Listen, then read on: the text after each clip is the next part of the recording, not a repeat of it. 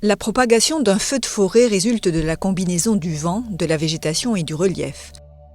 Le vent attise les flammes, oriente le sens de propagation et transporte des tisons ou des particules incandescentes qui vont permettre au feu de sauter des routes ou des pare-feux. La végétation, c'est le combustible du feu. Plus la forêt est sèche, plus le feu se propage vite. Il peut atteindre près de 5 km/h. La vitesse augmente d'autant que la forêt est broussailleuse et que le sous-bois n'est pas nettoyé. Les tapis de feuilles séchées sur le sol sont un excellent combustible.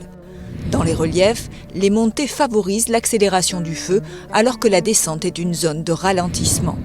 Dans les zones à fort risque, un guet aérien est mis en place jour et nuit si nécessaire. Dès qu'un feu est détecté, les trackers larguent leur charge d'eau mélangée à un retardant, un sel inifugent qui retarde la combustion des végétaux. Si le feu se développe, la noria des Canadair, avions aux capacités plus importantes, commence. Les avions bombardiers larguent leurs 6000 litres d'eau sur le feu.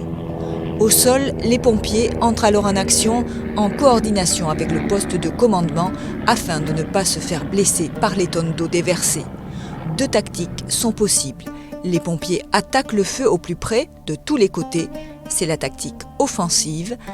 La tactique défensive, elle, consiste à attendre l'arrivée du feu et à protéger les points sensibles en établissant une ligne de véhicules d'intervention qui arrosent les flammes.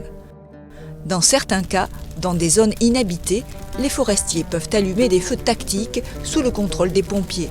Cela crée des zones non boisées, des pare-feux qui privent l'incendie de son combustible. Cette technique est utilisée au Canada et aux États-Unis.